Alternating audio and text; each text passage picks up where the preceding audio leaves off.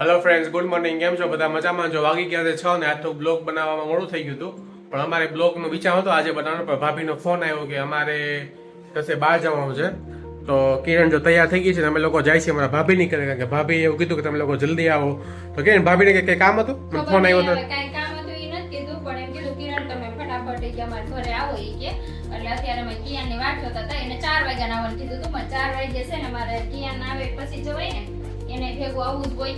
એટલે કિયાન આવી ગયો અને જમાડ્યો અને હવે અમે નીકળીએ છીએ. એટલે એમાં એવું હતું કે અમને કીધું નહીં કે હું એટલીસ્ટ મારા મામાની અહીંયા જાય છે. ભાભીનો ફોન આવ્યો હતો કે તમે લોકો જલ્દી આવો, ને શું કામ હશે કઈ ખબર નથી. તો અમે લોકો ત્યાં જાય છીએ, બરોબર. બ્લોગમાં કન્ટિન્યુ રહેજો, ખબર પડશે કે અહીંયા જઈને શું કામ હતું. ભાભીને અચાનક બોલાવે છે, અમને તો ખબર નથી શું કામ છે. જોયો અહીંયા જઈને શું કામ છે. ચાલો તો મિત્રો અમે લોકો નીકળીએ છીએ. ભગવાનની લાઈટ ચાલુ કરી દઉં, બરોબર. હા તો જો અમે લોકો અત્યારે ધીરે ધીરે નીકળીએ છીએ.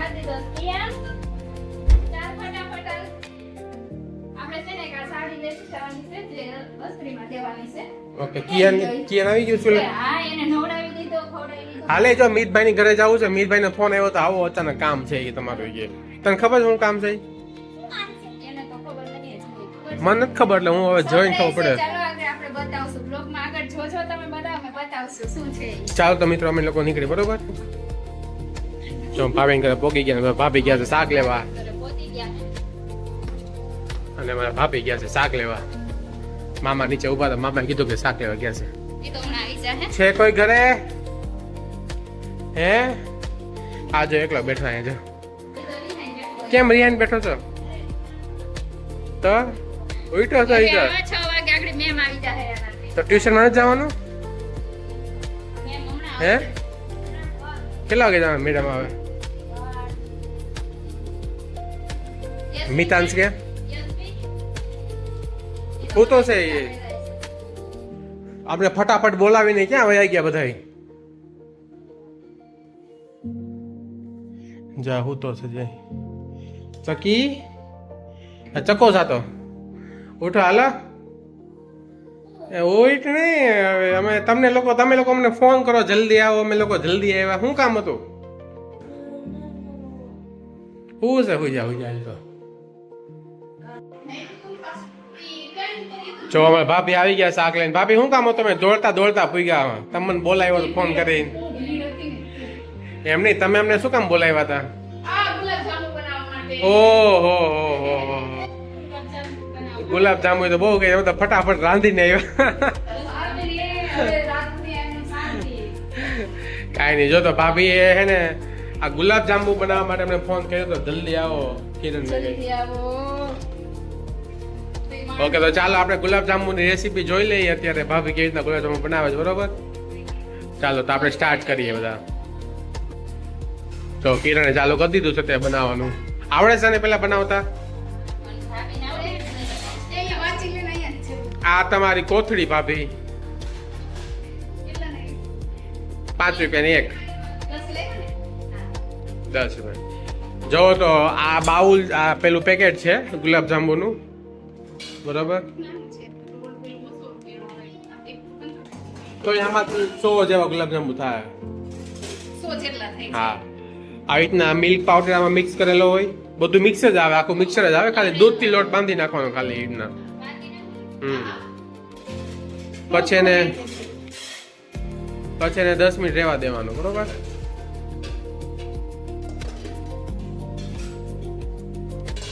એકદમ સોફ્ટ ડો બાંધવાનો.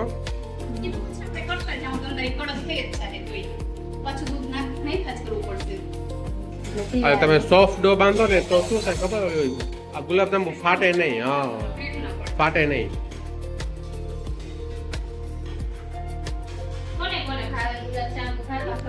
મને તો બહુ ભાવે, પણ મારે ખાવાની મારે નહીં ખવાય.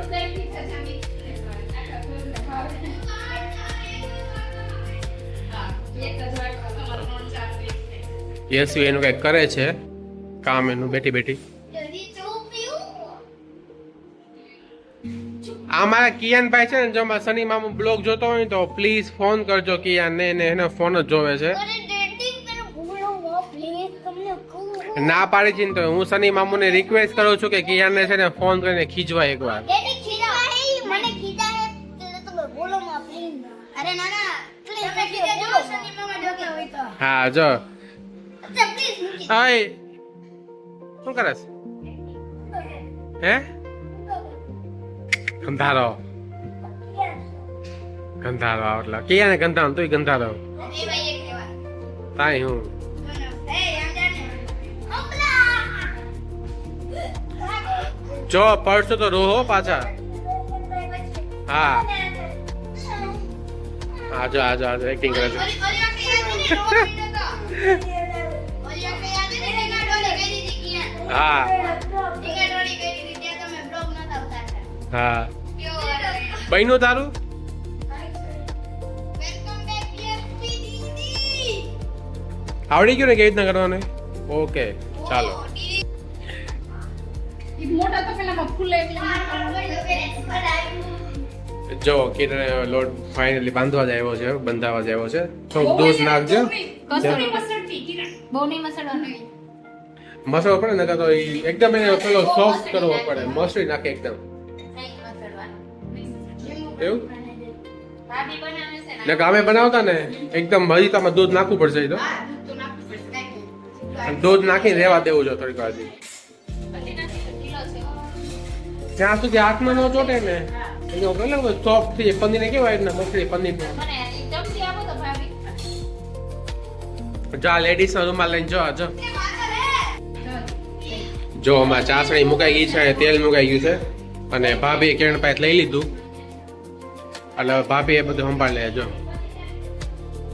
એકદમ સોફ્ટ ગુલાબજામ આમાં તમારે એલચી કાજુ બદામ તમે નાખી શકો તમારી નાખો હોય તો તમારા ઘરમાં જેમ ખાતા હોય એ પ્રમાણે બરોબર યશવી એલચી ખાતી નથી એટલે અમે એલચી નહીં નાખીએ કે એલચી અને ચાસણીમાં એલચી પાવડર નાખો ને એલચી પાવડર કેસર એટલે બહુ મસ્ત લાગે આમ જો કે આ જે કિયા નો દીકુ ટીચર આવ્યા છે અને કિયાને પણ ટ્યુશનમાં બેસાડવાનો ચાલો તારે ખાલી અહીંયા બેસવાનું જો આ તને ટીચર કાંઈ નહીં કે જાઓ તમે અહીંયા કાંઈ નહીં કે આપણે જોઈ મિતને ખીજાય છે કે નથી ખીજાતા ટીચર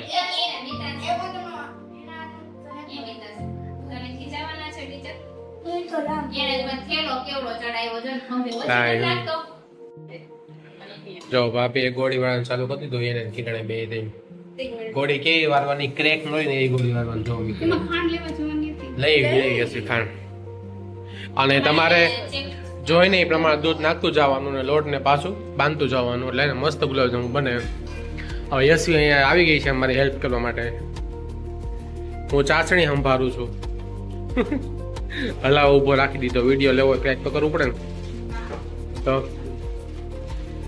અને યશવી એ નહીં ચાલે એને છે ને આ ચમચીથી જ કાઢી લેવાના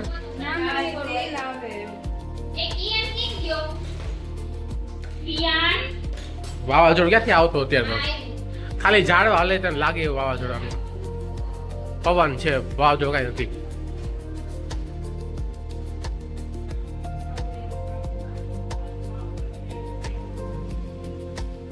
જો કે પવન કેવો સરસ છે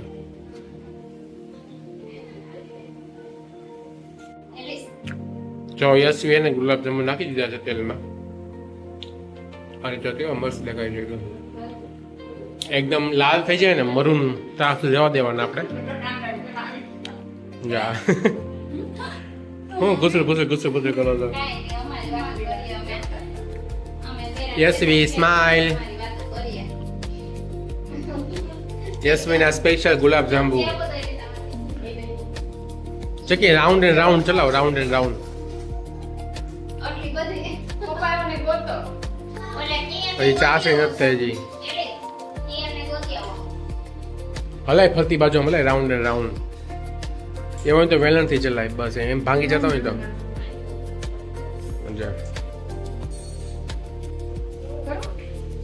જો હવે છે ને ફાઇનલી એને આમાં થઈ ગયા છે તેલમાં તરાઈ ગયા છે સીજો નાખવા માંડી હવે ચાસણી આટલા ડાર્ક રાખવાના ગુલાબજાંબુ સ્માઈલ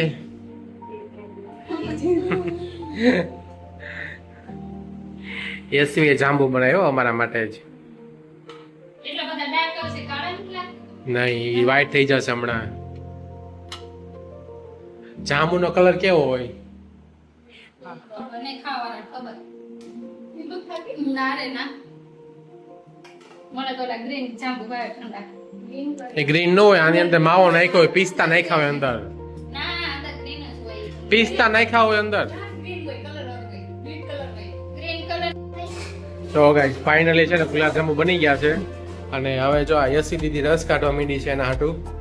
અને કેરી લવર છે અમારે, કેરી લવર, એ જય શ્રી કૃષ્ણ હે મેંગો લવર ને.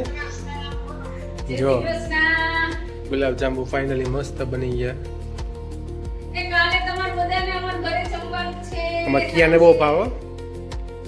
મને બધા પિઝા બર્ગર મોમોસ બધાને આવવાનું છે જો અમે તમે જાંબુ ને એવું બનાવી લીધું તમાર બાપનું હા પછી બચે તારે મમ્મી ને એકલો એકલો નગર તમાર બાપના પાછા ઓછી હે પેલા કહી દો બનાવે એવું કાંઈ નહીં હાલો.